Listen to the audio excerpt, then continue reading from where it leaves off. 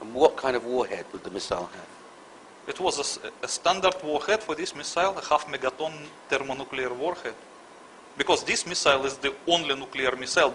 There is no ordinary warhead for this missile. It can only be nuclear, and it was nuclear. A thermonuclear warhead thermonuclear is launched from somewhere in the Atlantic at the Pentagon building and arrives. Yes. Okay. And in your opinion, that's the only explanation? Yes. This is the explanation of the mechanics of the Pentagon attack. Yes. And also of the behavior of the US government. Ah. It explains everything. Okay. We'll come to the origins of the missile because in your book you disclose where it's come from and when and how it got to be in the hands of people that wanted to attack the United States. But let's talk for a second about the total events, the chronology. Within 45 minutes, 2 explosions, they say planes hitting, you say explosions at the World Trade Center. A missile attack on Washington, and then a short time after that, a plane crashing in Shanksville, Pennsylvania. What do you say happened after the Pentagon attack? Oh, this is a little bit complicated story. Because in order to understand this, we have to understand first about the demolition scheme of the World Trade Center. Okay. Otherwise, it will not be easy to explain. Let's do it this way. You had intimate knowledge because of your job in the Russian military of specific peaceful arrangements for the World Trade Center.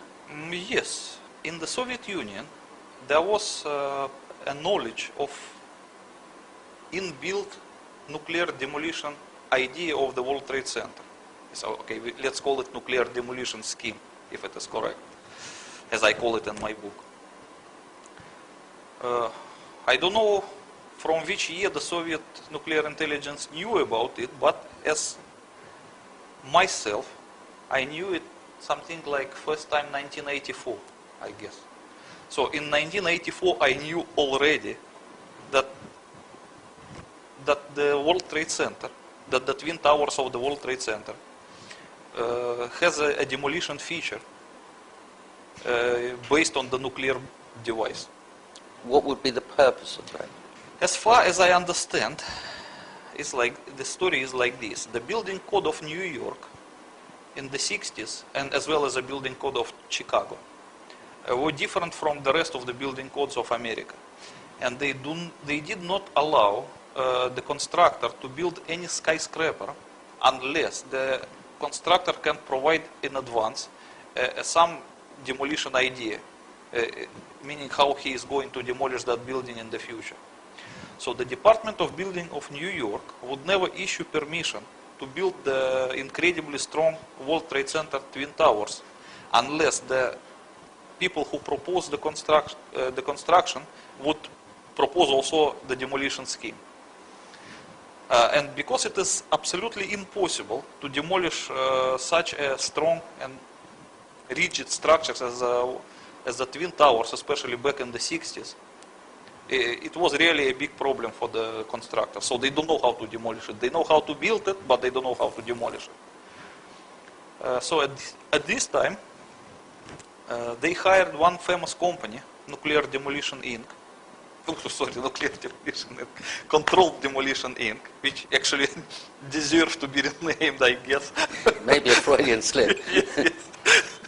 Yes. So they hired the most famous demolition company, the Controlled Demolition Inc., based in America, to figure out some demolition scheme for the would-be World Trade Center still back in the 60s.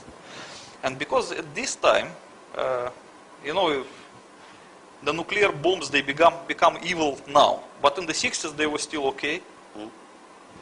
It means it was acceptable to use them for civil purposes as well. And Controlled Demolition Inc. proposed the idea that if they planted an underground nuclear device under each of the tower and detonated it, it will cause the collapse of the building without actually damaging the surroundings. And this scheme was accepted by the Department of Building, so the permission to build the World Trade Center was issued. So they built the World Trade Center with this kind of thing. It was a built-in feature from the beginning. How would the Russian intelligence know about it? First of all, there was an agreement which is called Peaceful Nuclear Explosions Treaty between the Soviet Union and the United States of America. And in this agreement, they have a limitation and mutual obligations in regard to so-called peaceful nuclear explosions. So according to this agreement, each side have to inform another side of any peaceful nuclear explosions. So I guess that the Soviet nuclear intelligence was informed based on the treaty. And in any case, it was not a secret. I remember that it was published in some newspapers even. I remember there was a discussion in some American newspapers in regarding to the nuclear demolition scheme of World Trade Center I think in the beginning of 80s. They just forgot it now, but before it was publicly available. And the Sears Tower in Chicago? Yes, the Sears Tower in Chicago has the same kind of feature. Also designed by the Controlled Demolition Inc. Okay. To a layman, it does seem mad, frankly, that here we have the World Trade Center where thousands of people live and work, surrounded by other places where people live and work, that there might be a nuclear device underneath standing by to be used in case it requires demolition. That does seem to the layman quite mad. Would it be a safe thing to do?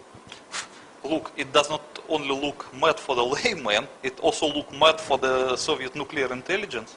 Because it was a standing joke amongst our officers. It was such a crazy thing that I give you one example. In the middle of Bangkok, there was a big supermarket which was also called World Trade Center. Nowadays, it is renamed. They don't want people to remember the words. But back in the 90s, it was still a World Trade Center. So there was a funny story. I visited Bangkok in 1992, while still in the military, with one of my colleagues from the same service. And when we were passing in the taxi by the World Trade Center in Bangkok, the taxi driver pointed to us that this is the World Trade Center, and both of us began to laugh. So I asked my colleague why you are laughing, and he said, I'm just figuring out how many kiloton of the nuclear explosion would I need to demolish the one. I mean, it was really like crazy. But there must have So been it's really a mad idea. But it was, otherwise they cannot get the permission to build it. But there must have been a reason for peaceful nuclear demolition treaty to be agreed between the Russians and the Americans. The Russians must have had similar arrangements for peaceful use of nuclear First of technology. all, this is what you call a nuclear demolition, peaceful nuclear demolition treaty. It's a peaceful nuclear explosions treaty. It has nothing to do with the demolition. So peaceful nuclear explosions in the Soviet Union, they were never used for demolishing of anything.